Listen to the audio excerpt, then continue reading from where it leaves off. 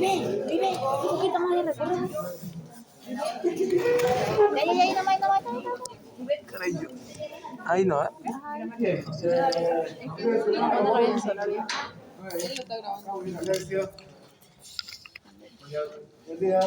Vamos a empezar la clase. Sí, que se mueve para hacer los esquemas y lo mueven así. Ya vimos algunas características anatómicas del riñón. Ahora hablaremos de la unidad funcional del riñón, que es la nefrona. La nefrona viene a ser la unidad funcional del riñón. Tenemos más de 1 millón de nefronas por cada riñón. Estas nefronas no se, digamos, mantienen en el mismo número durante toda la vida, van disminuyendo a lo largo de los años, a partir de los 40, 50 años, van disminuyendo el número de nefronas por riñón. Sin embargo, igual una persona de 90 años puede tener riñones perfectamente funcionales a pesar de que disminuye el número de nefronas. No sé si recuerdan cuando hemos visto en circulatorio, hemos visto incluso que en un experimento que se hace con un perro se quita hasta 2/3 de un riñón de un perro y del riñón izquierdo y todo el riñón derecho, ¿no? Y todavía funciona, todavía puede este riñón filtrar adecuadamente los líquidos siempre y cuando no haya un incremento en la dieta de sal. Cuando se incrementaba la sal, entonces sí subía la presión arterial, porque no había ya una correcta eliminación de la sal, ¿no? Entonces, la persona puede vivir perfectamente con un número menor de nefronas de 1 millón. Pero bueno. Bien, ahora, esta unidad funcional, la nefrona, está conformada por 2 partes. Una parte que es el glomérulo. El glomérulo es una red de capilares glomerulares, de capilares. Estos son capilares que se forman a partir de la arteriola aferente. La arteriola aferente termina en capilares. Estos capilares son muy parecidos a los capilares sistémicos, excepto que tienen además una capa de células endoteliales o epiteliales que se conoce con el nombre de podocitos. Después tiene el mismo endotelio y también la misma capa o membrana basal que los capilares sistémicos. Estos capilares glomerulares tienen la característica de tener presiones más altas que las del capilar sistémico. El capilar sistémico tiene una presión media de 17.3 milímetros de mercurio. Este tiene una presión de 60 milímetros de mercurio, mucho más alta. Esto favorece la filtración glomerular. Otra característica es que a partir de los capilares glomerulares del glomérulo se origina otra arteriola, la arteriola eferente. Esta arteriola eferente tiene un diámetro menor que el de la arteriola aferente.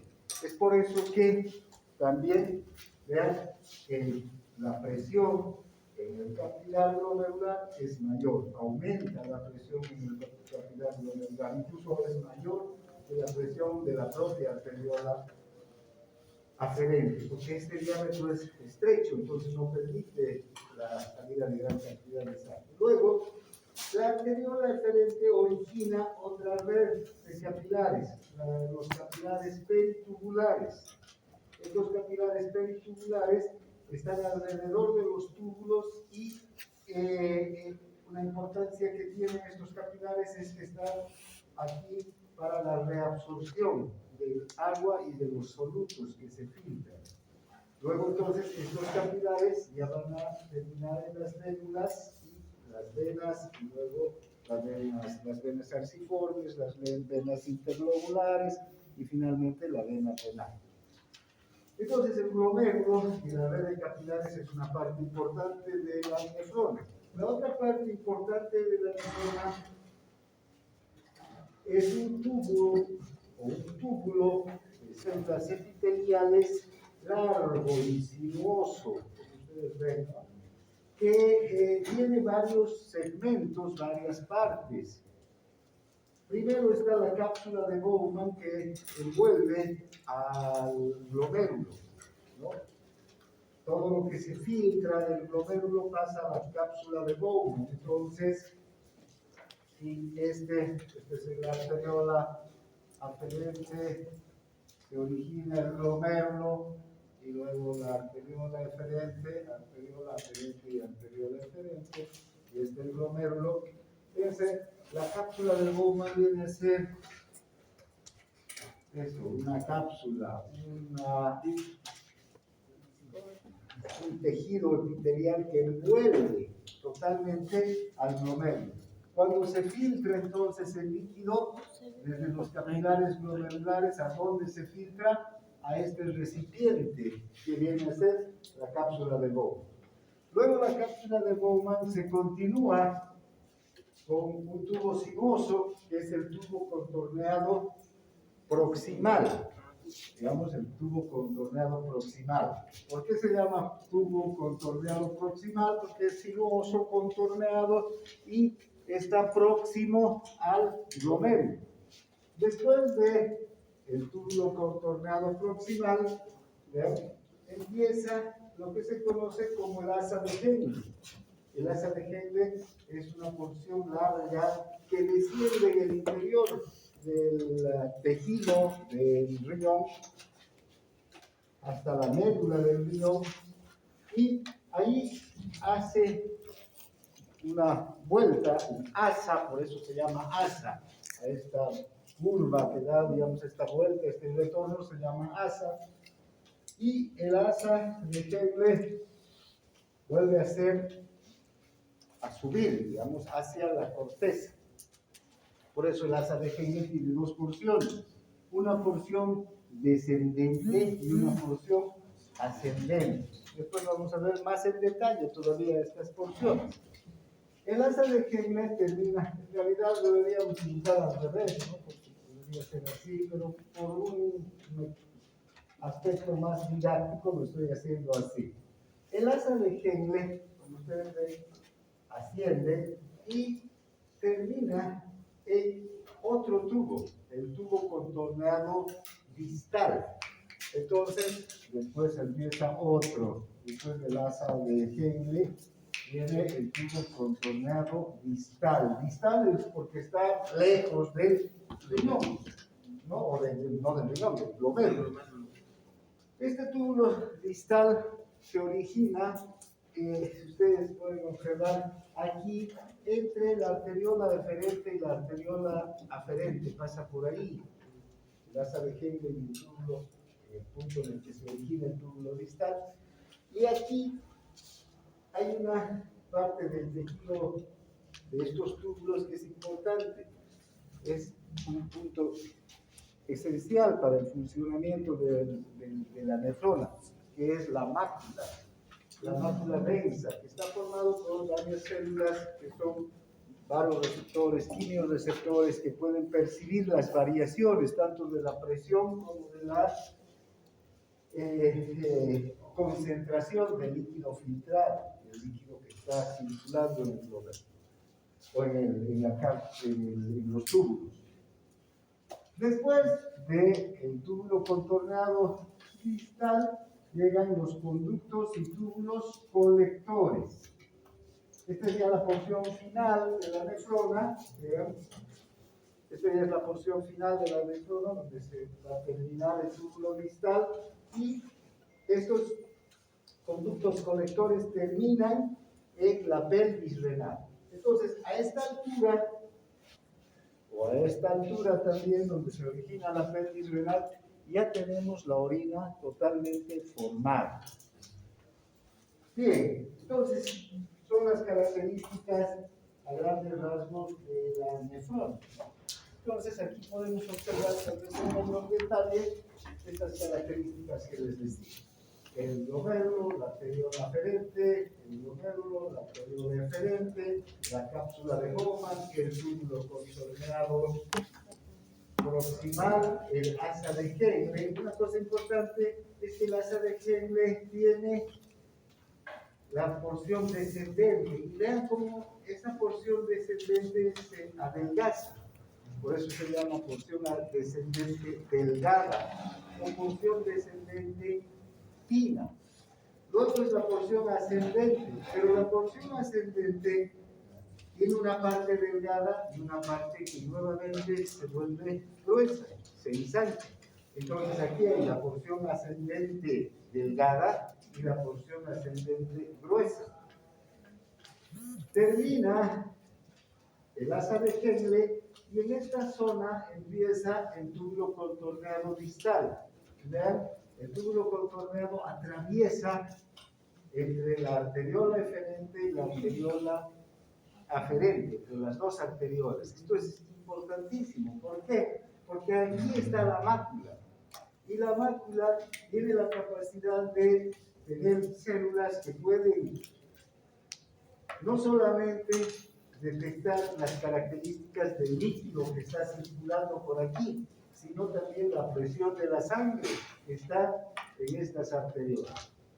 Estas células, entonces, de la mácula van a, de acuerdo a las variaciones de la presión, de las concentraciones de los líquidos y de la sangre, mandar señales para que aumente o disminuya, por ejemplo, el filtrado glomerular, o esta arteriola aumente o disminuya su calibre, ¿no? Vamos a ver estos mecanismos reflejos que regulan el funcionamiento de la nefrona, son parte del funcionamiento de la nefrona. Entonces, la mácula. A partir de aquí está el túbulo distal que llega a los túbulos colectores y finalmente aquí, ya al final de los túbulos y de los conductos colectores, ¿qué es lo que tenemos? La pena, la orina formada. Recuerden entonces, el glomérulo es un penacho, una red de capilares que tiene una presión alta. Desde ahí se filtra el líquido hacia la cápsula de Bowman. Después empieza a recorrer el líquido a través, ya sabemos, del túbulo proximal, de la asa de Henle, del túbulo distal y de los conductos colectores. Solamente vean que este es un esquema de el glomérulo, la cápsula de Bowman. Aquí empieza el túbulo proximal con sus células epiteliales. Vamos a ver que todas estas células epiteliales están llenas de medios de transporte. ¿Para qué? Para la reabsorción y secreción de sustancias hacia la luz del túbulo, desde y hacia la luz del túbulo. Si ustedes observan aquí, hay un corte, este corte es del túbulo contorneado distal. Y vean, hay variedad de células, ¿no? Diferentes células. Estas son los receptores que les digo. Esta es la mácula densa. Esta mácula densa entonces tiene un papel importante. Por una parte, puede determinar las características del filtrado, pero por otra también puede determinar, por ejemplo, las presiones y otras características de la sangre que está llegando a través de la arteriola eferente hacia el glomérulo.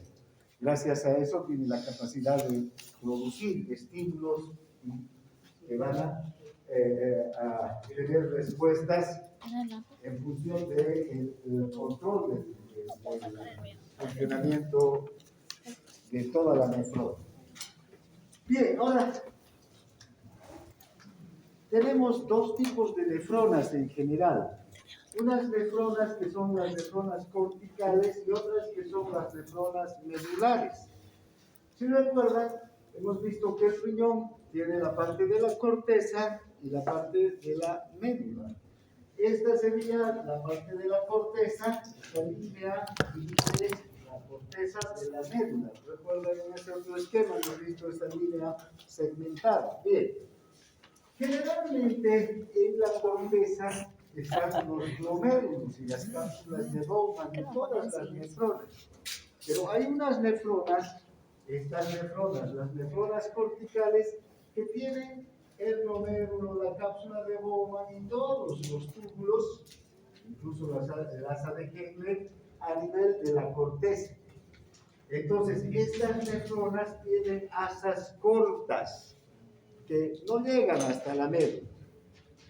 Tenemos las otras, las nefronas medulares, que como ustedes ven, el glomérulo, la cápsula de Bowman están a nivel de la corteza, pero el asa de Henle y los túbulos penetran en el interior de la médula, en profundidad. A estas entonces se las conoce como nefronas medulares. Una característica que tienen estas nefronas medulares, además de tener el glomérulo y los capilares peritubulares, es que tienen unos vasos que se llaman los vasos rectos. Estos vasos rectos juegan un papel muy importante a la hora de producir una orina bien concentrada. Vamos a ver ese mecanismo, el mecanismo de los vasos rectos, cuando, por ejemplo, hay deficiencia de líquido extracelular por cualquier motivo, porque hay una hemorragia, porque hay una deshidratación, porque no se ha tomado la suficiente cantidad de agua, y entonces el riñón tiene que retener agua, ¿no? Retener agua y eliminar poca cantidad de orina.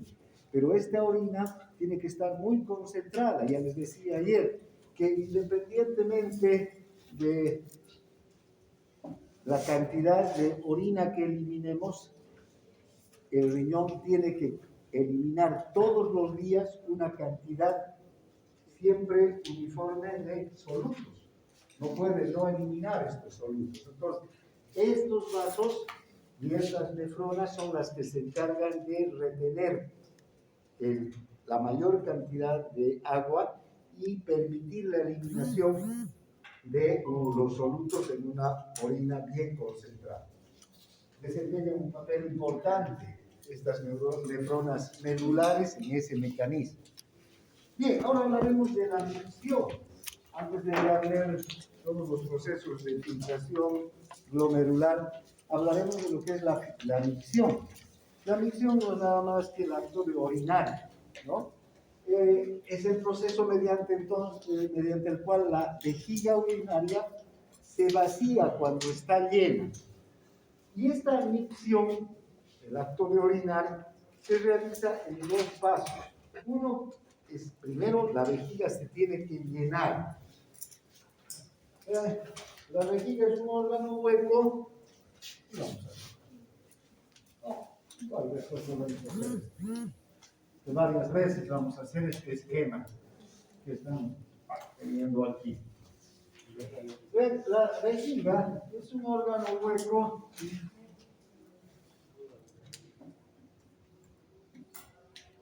que recibe la orina a través de los uréteres, desde los riñones. La orina desciende hasta la vejiga. Cada vez que orinamos, la vejiga queda vacía. Imagínense una pelota totalmente vacía de aire, ¿no? Arrugada, sin nada de aire. Cuando la pelota se llena de aire, pero no a presión, sino simplemente se distiende con aire y tocamos esa pelota y la aplastamos con facilidad, ¿ven? No hay presión dentro del aire, hay una presión, pero el aire que está dentro de la pelota apenas ejerce presión sobre las paredes, ¿sí? Entonces, esto va a ocurrir también en la vejiga. Primero la vejiga queda totalmente vacía después de una micción. Luego empiezan a llegar pequeñas cantidades de orina, dependiendo de cuánto de líquido hayamos tomado, pero eso sí, los riñones todo el día producen orina. En algunos momentos más y en otros momentos menos. Si me tomo 1 litro de agua ahora, en media hora mis riñones van a producir el litro de agua que me he tomado en forma de orina, ¿no es verdad? Voy a ir 3, 4 veces al baño a orinar. Entonces, sea como sea, entonces va llegando la orina a la vejiga hasta que se distienden totalmente las paredes de la vejiga. Y entonces empieza el líquido a ejercer una presión sobre la vejiga. ¿No es verdad? Va a empezar, dime. Sobre las paredes de la vejiga. Sobre las paredes de la vejiga. Y entonces la vejiga se va a empezar a distender. ¿Está claro? Entonces se va a empezar a distender la vejiga y la vejiga está inervada por terminaciones del simpático y del parasimpático. Las terminaciones del simpático son terminaciones sensitivas. Llevan esta sensación de distensión hasta la médula espinal y hasta la corteza cerebral, hasta el tronco del encéfalo. ¿Y qué sentimos entonces? Ganas de orinar, deseos de orinar. Es lo primero que vamos a sentir. ¿No es verdad? Ahora, este es un reflejo, por eso se llama reflejo de micción. Ese estímulo que llega a los centros nerviosos vuelve hacia la vejiga a través de otro sistema, del sistema parasimpático. El simpático lleva lo sensitivo, pero el parasimpático vuelve con el estímulo motor. Con el reflejo. ¿No es verdad? Y el parasimpático, como ustedes recordarán, ¿qué es lo que va a secretar sobre estas células musculares? Acetilcolina. La acetilcolina aquí va a producir contracción. ¿De qué? Del músculo, el trígono de la vejiga, pero va a producir también dilatación del esfínter interno, el esfínter interno de la vejiga, que es un músculo liso, igual que el músculo liso de la vejiga. También está gobernado por el parasimpático. Pero aquí, un poco más descendente, ya sobre casi entre la división de la vejiga y la uretra, ¿qué tenemos? Un esfínter que se conoce con el nombre de esfínter externo. Este esfínter es una masa de músculo esquelético. Ya no es músculo esquelético. Ya no es músculo liso. Ya no está controlado por el parasimpático, sino está controlado por los nervios que controlan los músculos esqueléticos, como los que están en nuestros brazos, en nuestras piernas, en cualquier otro lugar. Y recuerdan, estos músculos están controlados por el sistema nervioso central y los controlamos a voluntad. Por eso es que en muchos animales este reflejo de micción se produce en el lugar en donde están, ¿no? Estamos caminando, están parados en el lugar donde estén, orinan. Porque el reflejo de micción es un reflejo que se produce involuntariamente. En nosotros no ocurre, o en los niñitos que no se ha desarrollado todavía el aprendizaje motor de este esfínter, porque igual que el niñito tiene que aprender a caminar, tiene los músculos, pero tiene que aprender a caminar, ¿no es verdad? Tiene que guardar movimientos motores. La corteza motora, la corteza premotora, recuerdan, la imagen motora, todos esos mecanismos igual se van a dar aquí con este músculo. Este es un aprendizaje. Este está entonces controlado por un nervio pudendo que está a nivel del sistema ya de los nervios sacros, ¿no? Ahora vean, este nervio pudendo nos permite controlar a voluntad este esfínter. Entonces, si yo estoy pasando clases y el reflejo de micción se desencadena, así la vejiga esté totalmente llena, no voy a orinar, ¿no es verdad? En mi clase, porque mi sistema nervioso central está controlando y este esfínter está contraído. Voy al baño y a voluntad inhibo, porque este esfínter está controlado por centros facilitadores y por centros inhibidores, ¿ya? Entonces, inhibo la contracción y facilito la relajación del músculo, fíjense, y entonces recién se produce la micción. Entonces aquí hay un doble control de la micción, ¿no? Por una parte es el sistema nervioso autónomo que desencadena el reflejo miccional, pero por otra parte está el sistema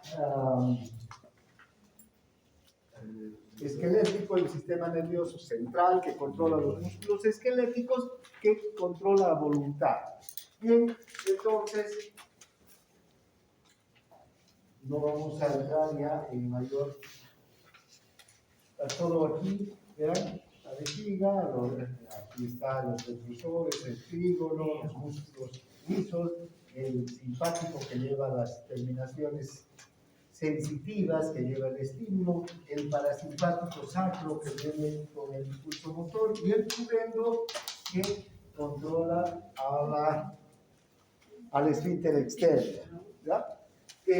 A ver, aquí hay un. Entonces, bien, ahora, ¿cómo se realiza el transporte de la orina desde el riñón hacia la vejiga? Desde el riñón, lo bien sale ya la orina formada por los túbulos colectores y los conductos colectores, pasa a la pelvis renal. Ya la pelvis renal se continúa con los uréteres. Los uréteres son órganos huecos, igual que el intestino. Entonces están compuestos también o conformados por músculo liso. Es un músculo liso, igual que el músculo del intestino o el de los vasos. También los uréteres están inervados por el sistema parasimpático y el simpático. Los dos sistemas van a actuar sobre este músculo liso. El parasimpático con la acetilcolina lo que hace es producir movimiento, contracciones peristálticas. Entonces, cuando, fíjense, si este es el uréter, llega la orina y ocupa el músculo liso, el tubo, va a producir dos mecanismos. Un primer mecanismo es el del contacto. Ya sabemos que todos los músculos lisos, cuando hay una presión sobre ellos y se distienden por la presencia de líquido o de gases, ¿qué va a pasar? Va a haber una respuesta motora de contraer. El solo hecho de que estén ocupados y se distiendan las paredes van a producir una respuesta motora de contracción. Eso ocurre a nivel del músculo liso del tubo digestivo, a nivel del músculo liso de los uréteres, a nivel del músculo liso de los vasos. Cuando hablemos del digestivo vamos a ver también cómo la respuesta motora es inmediatamente en contacto con los alimentos o con el contenido intestinal. Pero además, también aquí hay terminaciones sensitivas que van a tener una respuesta motora por parte de la acetilcolina del parasimpático, y el parasimpático también va a producir movimientos peristálticos de contracción. Estos movimientos entonces son los que impulsan a la orina hacia ¿dónde? Hacia la vejiga. ¿Ya? Entonces nosotros podemos estar echados o parados de cabeza si quieren, ¿no? Igual la orina va a ir desde los uréteres hacia la vejiga. O sea, independientemente de que estemos de pie. No se trata de que por gravedad la orina baja. No es así. La orina baja gracias a estos movimientos peristálticos que realiza el músculo liso de los uréteres. Bien. Bueno, solo aquí para ver, fíjense, esta gráfica nos muestra cómo se produce el llenado de la pared vesical y aumenta el tono del músculo liso y la respuesta motora que va a venir desde luego después. Fíjense, aquí tenemos una gráfica donde en el eje de las 10 tenemos la cantidad, la presión en centímetros de agua ejercida por la presencia de líquido en las paredes de la vejiga. Pero aquí el volumen, la cantidad de orina, ¿no? Fíjense, con una cantidad de orina por debajo de 200 ml, de 150, de 200 ml, prácticamente no hay presión sobre las paredes vesicales, ¿no? Era como cuando estaba, les decía, totalmente vacía la orina, pero igual, o la vejiga, igual se está llenando, está llegando el líquido, pero no está ejerciendo todavía una presión. Cuando llega a 200, alrededor de 200 ml, entonces recién las paredes están ya empezándose a distender. Y fíjense cómo la presión del líquido sobre las paredes va a tener una respuesta, ¿no? Va a aumentar la presión del líquido sobre las paredes. Con 200 ml ya podemos tener una presión de 10 centímetros de agua. Con 300 ml, 25 milímetros de agua. Con 400 ml, 40 centímetros de agua. Esa presión se va a distender la pared entonces de la vejiga. Lo que va a hacer es despertar los impulsos sensitivos que terminan con el reflejo de emisión, ¿no? Bien. Ahora, bueno, estos centros que controlan a este esfínter externo, recuerden, están en el encéfalo. Son centros facilitadores e inhibidores, ¿ya? Que controlan a este esfínter, al esfínter externo.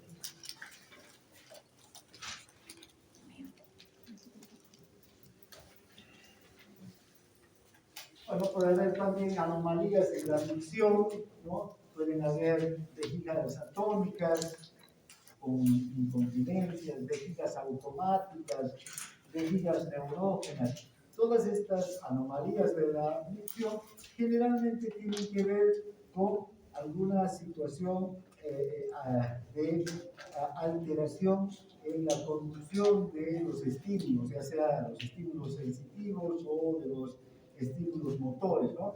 Esta vejiga atónica, por ejemplo, destrucción de fibras nerviosas sensitivas, las fibras simpáticas que llevan el estímulo. El paciente no siente el deseo de micción. O esta vejiga automática que se debe a una lesión de la médula y que afecta a la región sacra, y entonces quien controla los movimientos de la vejiga, el parasimpático, pero no el parasimpático craneal, no es el nervio vago, sino son las terminaciones nerviosas que salen del sacro, del parasimpático sacro. Recuerden, el parasimpático está dividido en el craneal, el vago y el glosofaringeo, y el parasimpático sacro. Entonces, si hay una lesión en la región sacra, puede darse esto. También la vejiga neurógena, que no tiene una inhibición debido a la falta de señales desde el cerebro. Entonces, estas anomalías de la vejiga pueden estar muy vinculadas con los estímulos sensitivos o las respuestas motoras, ¿no? Para la eliminación de dolor. Bien, solamente para que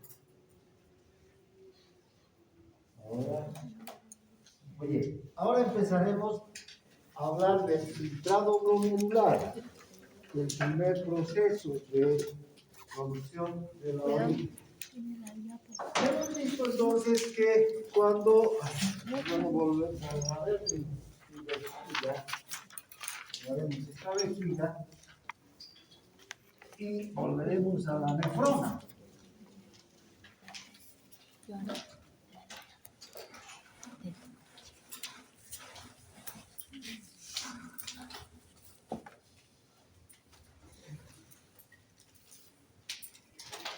Glomérulo y la cápsula de Bowman, ¿ya?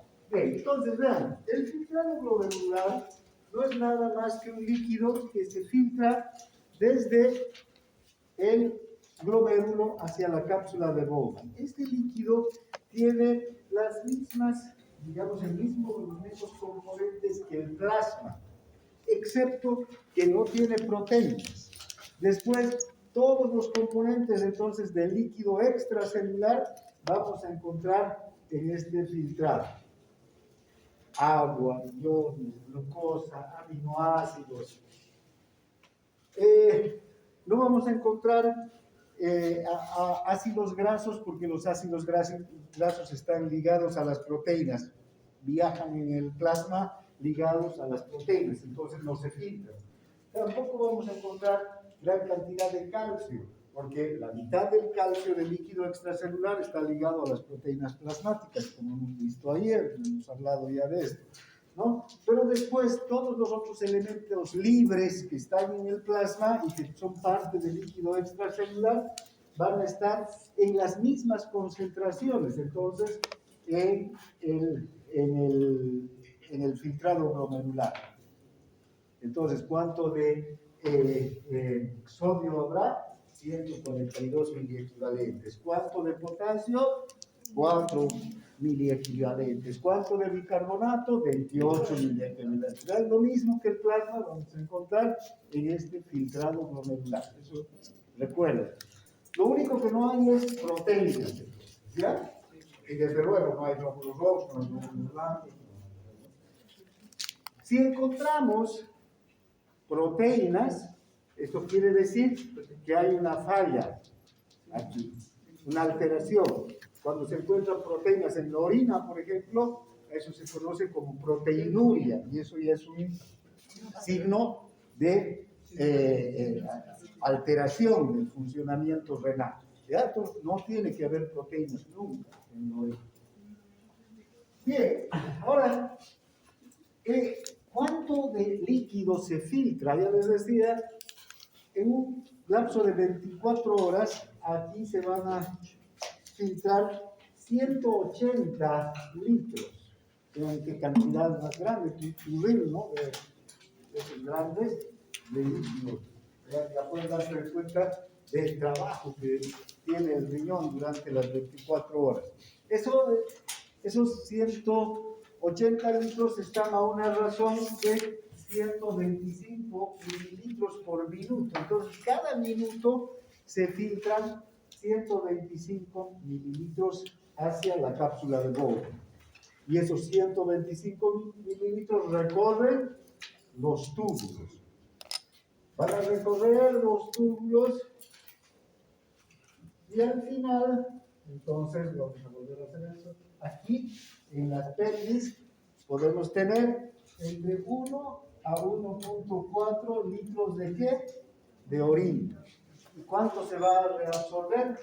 179, 178 litros se van a reabsorber de todo ese líquido, con sus componentes además. Bien, ahora, este filtrado del líquido se debe también a fuerzas físicas, o sea, este líquido no sale espontáneamente, sino está controlado por fuerzas físicas que nosotros ya conocemos, que son la presión hidrostática y la presión coloidosmótica. ¿Ven?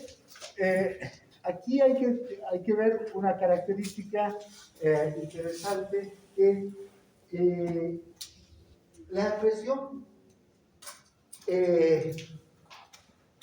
hidrostática es de 60 milímetros de mercurio, ya hemos dicho en el glomérulo. Pero también la presión coloidosmótica cambia. como quiera que está saliendo mucho líquido, la sangre que queda en el glomérulo, ¿ven? Por lo decirlo así, se espesa. Es decir, aumenta la cantidad de ¿qué?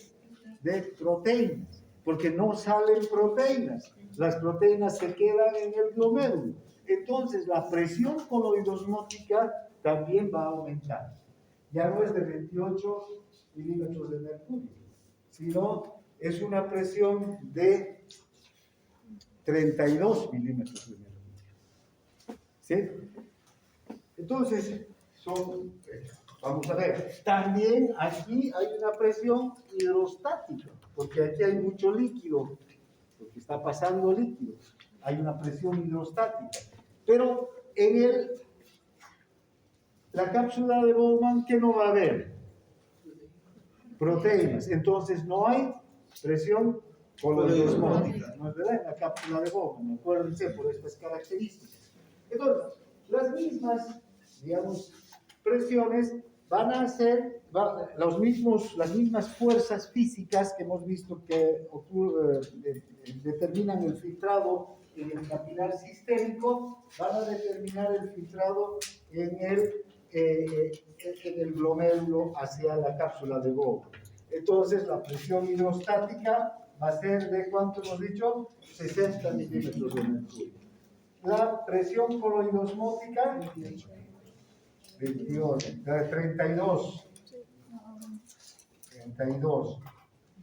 La presión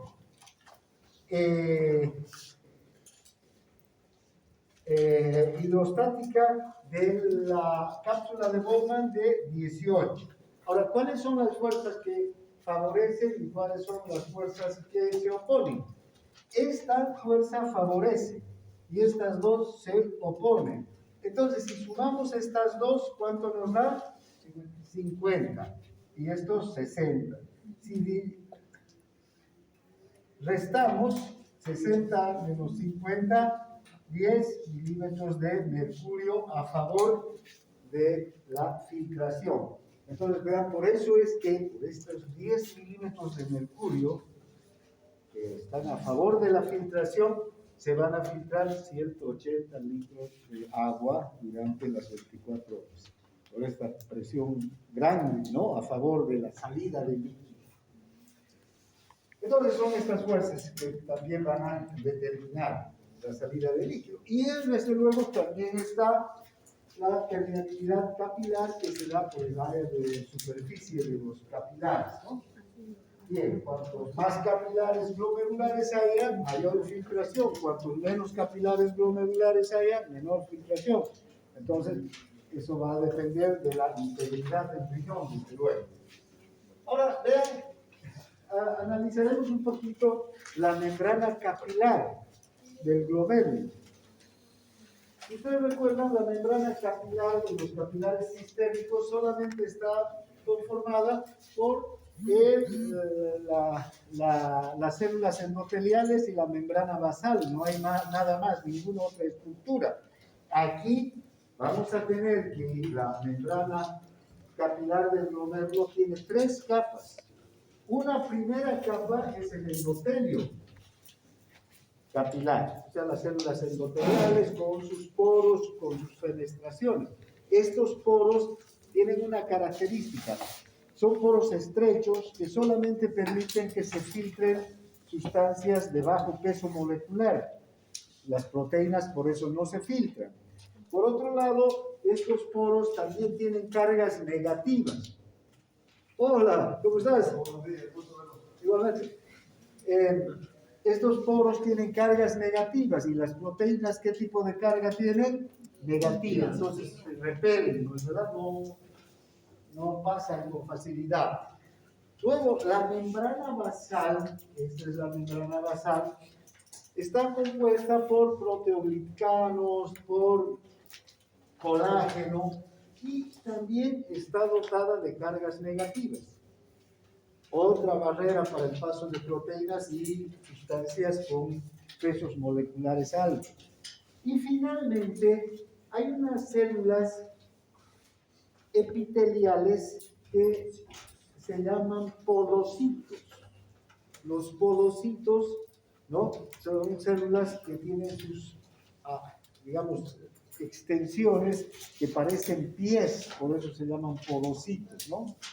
Estas células epiteliales, como ustedes pueden ver, forman válvulas, una especie de válvulas por los que también pasa el líquido y las sustancias de bajo peso molecular, pero no pasan sustancias de peso molecular grande, porque ahí van a quedar atrapadas si quieren ustedes. Pero además aquí también hay cargas eléctricas negativas. Entonces todo eso hace que esta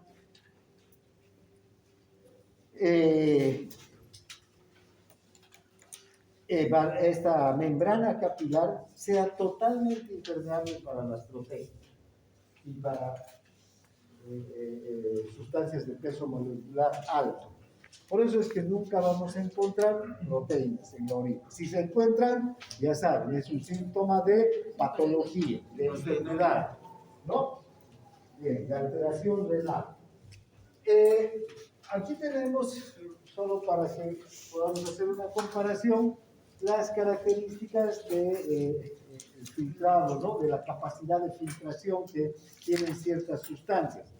El agua, que tiene el menor peso molecular de 18, es la sustancia, la molécula que más fácilmente filtra, y le vamos a poner un valor de capacidad de filtración de 1.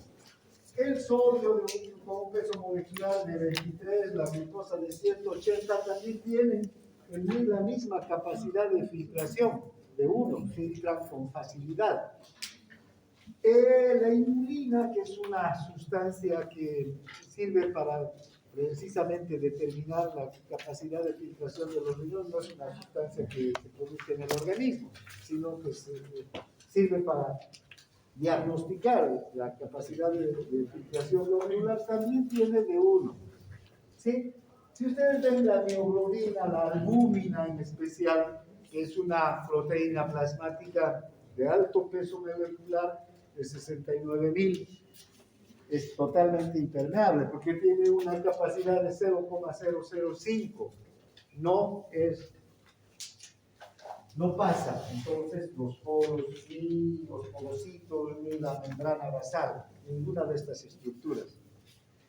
Bien, todas entonces las moléculas con carga negativa se filtran con menos facilidad. Todas las moléculas con peso molecular alto se filtran con menos capacidad o no se filtran. En cambio, las con peso molecular bajo y carga positiva se filtran rápidamente, ¿no? Recuerden esto, porque cuando vean fármaco también van a ver cómo hay fármacos, medicamentos que se filtran y se eliminan por los riñones, por el filtrado glomerular. Pero tienen que tener como peso molecular bajo, tienen que tener también cargas negativas o neutras, pero tener un peso molecular bajo. Hay otras que no se filtran, no se eliminan por los riñones, no se eliminan por el filtrado. Hay otras como por ejemplo la penicilina, que se eliminan a través de la secreción tubular.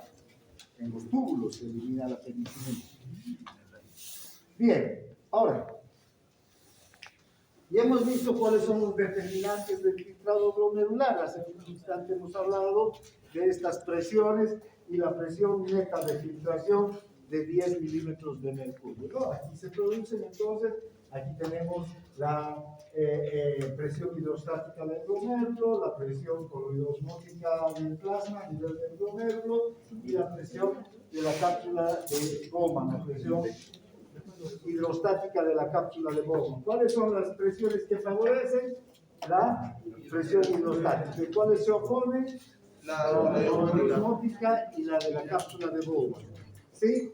Si sumamos estas dos, 50, 60 menos 50, 10 milímetros de mercurio que favorecen entonces la filtración. Por eso se filtra tanto líquido desde la cápsula de Bowman a su riñón. Entonces, vean, si aumenta la presión de la cápsula de Bowman, la presión hidrostática de la cápsula de Bowman, ¿Ven? Ya no 60, sino 70, ¿qué va a pasar?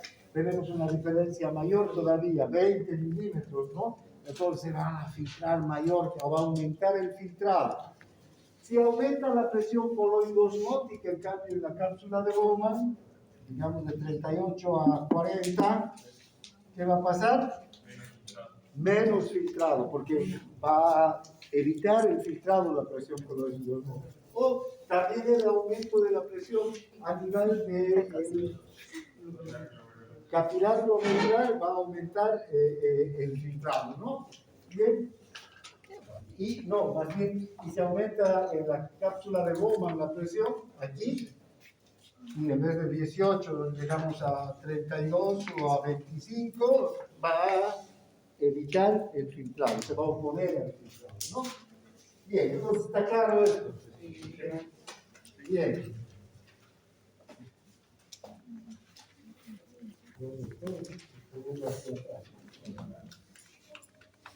Bien, ahora vean, el flujo sanguíneo renal es alto y hemos dicho que representa el 22% del gasto cardíaco. Entonces, a nivel de los riñones pasa 1.100 mililitros de sangre cada minuto, si es el 22% del gasto cardíaco, 1.100 ml de sangre pasan por el riñón. Fíjense, de los 5 litros, 1.100 se van al riñón cada minuto. Eso muestra que el riñón es un órgano que trabaja intensamente, ¿no? ¿Para qué va tanta sangre al riñón? No va para las necesidades metabólicas del riñón, porque el riñón es un órgano pequeño, ¿no? Que no tiene una necesidad metabólica muy alta, aunque, como vamos a ver después, todo el recorrido de los túbulos están plagados, o sea, está lleno ¿de qué? De ATPasas, ATPasas de sodio, ATPasas de hidrógeno, que esas bombas consumen mucha energía, entonces requieren de un flujo sanguíneo alto. Pero este flujo sanguíneo tan alto se debe a que el riñón lo que hace es filtrar, ¿no?, la sangre para todo el organismo. Es decir, hace que se vayan las sustancias que no necesitamos, porque vean, hemos visto que por aquí pasa todo lo que está en el plasma, y ahí hay muchas sustancias que necesitamos y que tienen que volver al organismo para mantenerse dentro de los valores normales. Y hay otras sustancias que no necesitamos, como la urea, la creatinina, el ácido úrico, sales biliares, que hay que botarlas, o hay sustancias que están por demás. Si hemos comido mucha sal, esa sal no es bueno que se quede en el organismo, sino va a retener líquidos, como ya hemos visto en el circulatorio, ¿no? Entonces, ese exceso de sal hay que eliminar. De eso se encargan entonces los riñones mediante este filtrado. El consumo de oxígeno en el riñón es alto, ya les decía, por este motivo de que en este trabajo que hay a nivel de los túbulos hay mucha bomba ATPasa, muchas bombas ATPasa. Vamos a ver, las ATPasas ahí determinan que se reabsorba agua, que se reabsorba sodio, que se secrete potasio. ¿Para qué? Para mantener las concentraciones. Hay ATPasas de hidrógeno también, ¿no? Entonces, hay una actividad intensa de medios de transporte, tanto de medios de transporte activos como de medios de transporte pasivos. Bien, en especial la reabsorción de sodio demanda muchísima inversión de energía para el riñón. Bien, ahora la filtración glomerular tiene un control fisiológico a partir del flujo sanguíneo renal, ¿no? La activación del sistema nervioso simpático reduce el filtrado glomerular ¿Por qué? Porque se contraen las arteriolas renales y se reduce el flujo sanguíneo. Vean, ¿esto qué significa? Ya hemos hablado que cuando se activa el simpático, cuando estamos en estrés, vean, disminuye la secreción de orina y la formación de orina, porque el estrés va a influir en casi, bueno, cuando estamos en estrés hay una descarga de noradrenalina en todas las arteriolas, ¿no es verdad? Periféricas y en especial de las vísceras, de los órganos. Y esta descarga de noradrenalina también llega a esta arteriola, a la arteriola aferente. Y la noradrenalina sobre la arteriola aferente, ¿qué va a hacer? Lo va a contraer. Contraer. Y si se contrae, disminuye el diámetro. Y si se disminuye el diámetro, disminuye el flujo, la cantidad de sangre que llega al glomérulo. Y si llega menos sangre al glomérulo, filtra menos. Está claro, ¿no es verdad? Entonces, la adrenalina, la noradrenalina tienen ese papel, ¿no? La angiotensina 2 también contrae las arteriolas eferentes, pero va a incrementar la reabsorción tubular de sodio, de agua, y va a ayudar a regular el filtrado glomerular. Entonces, ¿dónde actúa la angiotensina 2? Aquí. ¿Fíjense? Y la angiotensina 2 también, pues era el perrito, ¿no? Que por ahí quedó atrapado en algo, o alguien ha venido con su perro y lo dejó amarrado. Bueno, no podía meterlo a clase, seguramente. Bien, vean, la angiotensina 2 actúa aquí. ¿Cuándo se produce angiotensina 2? Gracias al sistema de La angiotensina. aldosterona. ¿Para qué? Para aumentar la reabsorción de sodio y de agua, ¿no es verdad? A nivel de estos túbulos. Entonces, evita que haya mayor salida de líquido hacia el capilar. El óxido nítrico también se produce en el endotelio, también hemos visto que el óxido nítrico se produce en el endotelio, reduce la vascularidad renal. ¿Por qué? Porque el óxido nítrico es vasodilatador. Entonces, ayuda a... la endotelina es vasoconstrictora, pero la endotelina se produce ¿cuándo? Cuando hay un daño en el vaso, en el endotelio. En este caso, el óxido nítrico se produce fisiológicamente en algunos órganos que van a aumentar su actividad, su flujo, ¿no? O sea, necesitan aumentar el flujo. Las prostaglandinas, la bradicilina, etcétera, tienden también a aumentar el flujo. ¿Por qué? Porque producen vasodilatación. Esto es lógica, ¿no? Si hay prostaglandinas, bradicilina, histamina, ¿qué producen esas sustancias? Vasodilatación, aumentan el flujo sanguíneo. Bien. Ahora hay un mecanismo que es la retroalimentación túbulo-glomerular en la autorregulación del flujo sanguíneo. Y aquí entra en juego estas células de la mácula. Este es un mecanismo muy importante del que vamos a hablar varias veces. ¿Ven? Entonces tenemos, vean, aquí a nivel de la mácula tenemos dos componentes, un mecanismo arteriolar aferente, la arteriola aferente y la arteriola eferente, ¿no?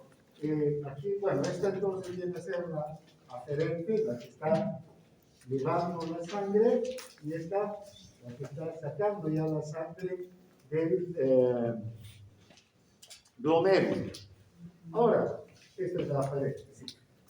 Entre las dos arteriolas pasa el túbulo, y en ese punto en el que pasa, y estas son las dos arteriolas, y este es el túbulo, ¿ven? En el túbulo, en este túbulo, estas células, ¿no? Son diferentes tipos de células. Estas células, ¿no?, tienen Estas son las células yuxtaglomerulares que van a detectar, por una parte, las presiones que están en las arteriolas, ¿no? Son capaces de detectar las presiones en las arteriolas, pero también van a detectar la composición, en especial la osmolaridad, la concentración del sodio y otros productos, básicamente del sodio, a nivel de la mácula densa, y también la cantidad de líquido que hay en el túbulo, que está pasando a través del túbulo. Entonces, este mecanismo, cuando aumenta o disminuye la cantidad de líquido, en especial cuando aumenta la cantidad de líquido, lo que hace es enviar señales a la arteriola aferente para que se contraiga y disminuya la cantidad de líquido que está llegando hacia el glomérulo, ¿verdad? Y las otras se pueden más bien dilatar para que salga mayor cantidad de líquido. ¿Qué pasa si llega menos líquido y sale más líquido? La presión en el glomérulo va a disminuir, y si disminuye la presión en el glomérulo, disminuye la filtración, disminuye las fuerzas netas de filtración, ¿no? Entonces, este mecanismo es importante para esos. También vean qué sucede si reduce el cloro o el cloruro de sodio a nivel de la mácula densa al pasar. Esta reducción de las concentraciones de cloruro de sodio, ¿ya en qué? Ya no en las arteriolas, sino en el filtrado glomerular, va a dilatar las arteriolas aferentes y va a aumentar la liberación de renina. ¿Recuerdan? Para el mecanismo de renina-angiotensina. La renina liberada aumenta la formación de angiotensina, y la angiotensina va a ir hacia las arteriolas eferentes, y en las arteriolas eferentes, ¿qué va a producir? Contracción, ¿no? Bien, entonces son mecanismos que están a este nivel. Entonces, tenemos de salida ya. ¿Dónde la Lidia? Voy a